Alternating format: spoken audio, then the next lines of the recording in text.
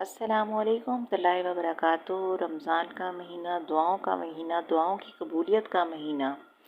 تو آج ہم دیکھیں گے کہ جلدی قبولیت سے کیا مراد ہے۔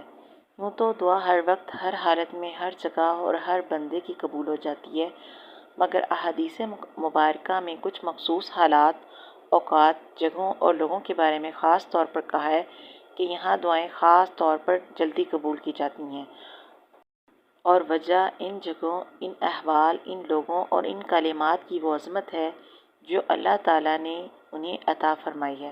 تو آج کی ویڈیو میں ہم ایسی جگہوں کے بارے میں، ایسے حالات میں اور ایسے وقت کے بارے میں جانیں گے۔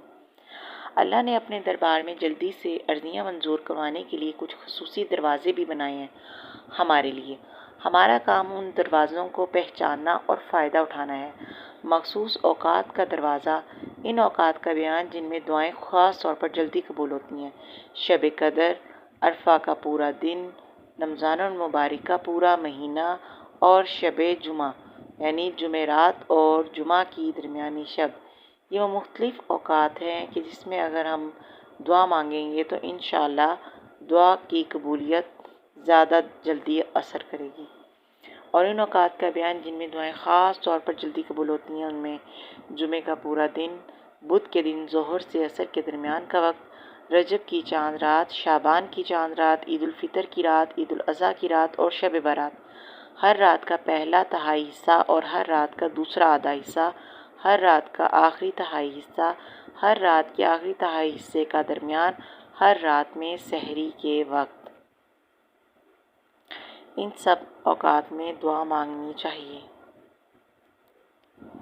اللہ نے اپنے دربار میں جلدی سے عرضیاں منظور کروانے کے لیے جو حالات بیان کیے ہیں، ان میں سے یہ ہیں: نماز کی اذان سننے کے بعد اذان کا جواب دے کر دعا پڑھنے کے بعد اذان اور اقامت کے درمیان جتنا وقت ہو، اس میں کسی مصیبت میں گرفتار شخص اذان کے دوران حی علی الصلاۃ، حی علی الفلاح کے بعد دعا کرے۔ اللہ کی راہ میں جہاد میں صفیں باندھنے کی حالت میں۔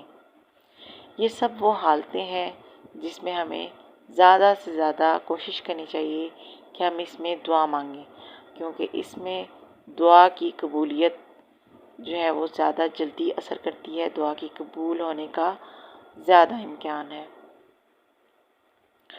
انہی حالتوں میں جب گھمسان کی جنگ ہو رہی ہو، کفار اور مسلمان ایک دوسرے پر حملے کر رہے ہوں، فرض نمازوں کے بعد مرد حضرات جماعت سے نماز پڑھیں اور سلام پھیر کر دعا کریں۔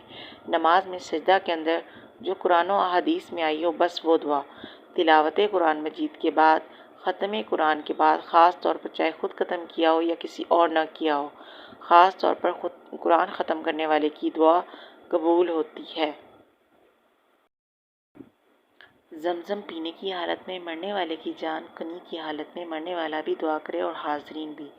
اسی طرح میت کے پاس آنے کے وقت دعا کریں۔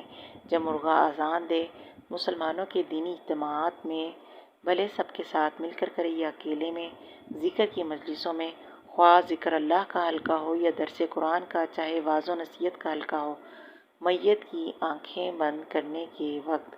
یہ تمام وہ حالتیں ہیں، تمام وہ اوقات ہیں جس میں دعا کی جائے تو دعا قبول ہوگی۔ نماز کی اقامت کے وقت، بارش برسنے کے وقت، کعبہ شریف کو دیکھتے ہوئے، چاہے مکہ مکرمہ پہنچ کر پہلی مرتبہ دیکھے، چاہے جس وقت بھی کعبہ پر نظر پڑے تو دعا کرے۔ ایسے جنگل بیاباں میں نماز پڑھ کر جہاں اللہ کے سوا کوئی دیکھنے والا نہ ہو، جب کمزور ساتھیوں نے بھی ساتھ چھوڑ دیا ہو، حج کے سفر میں، جہاد کے سفر میں، سفر کی حالت میں، بیماری کی حالت میں، ان سب حالتوں میں خاص دعا مانگنی چاہیے، اور اللہ تعالیٰ سے دعا جو ہے وہ یقین اور کامل کے ساتھ مانگی جائے۔ انشاءاللہ تعالیٰ اللہ تعالیٰ دعا کو ضرور قبول فرمائیں گے۔ دعا مومن کا ہتھیار ہے، دعا کو کبھی ہاتھ سے نہ جانے دیں۔ مطاف میں طواف کا ملتزم کے پاس، باب رحمت کے پاس، نیچے بیت اللہ کے اندر، زمزم کے کنویں کے پاس، صفا اور مروہ پہاڑیوں پر، صفا مروہ کے دوڑنے کی جگہ پر، ان سب جگہوں پر اللہ تعالیٰ سے خاص دعائیں مانگیں، خاص دعا مانگیں، تاکہ اللہ تعالیٰ ہماری دعاؤں کو قبول و منظور فرمائیں۔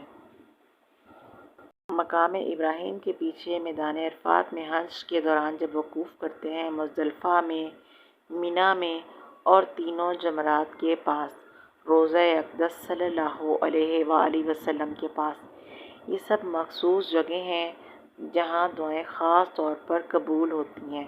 اللہ تعالیٰ آپ کی اور میری تمام دعائیں قبول و منظور فرمائے، آمین۔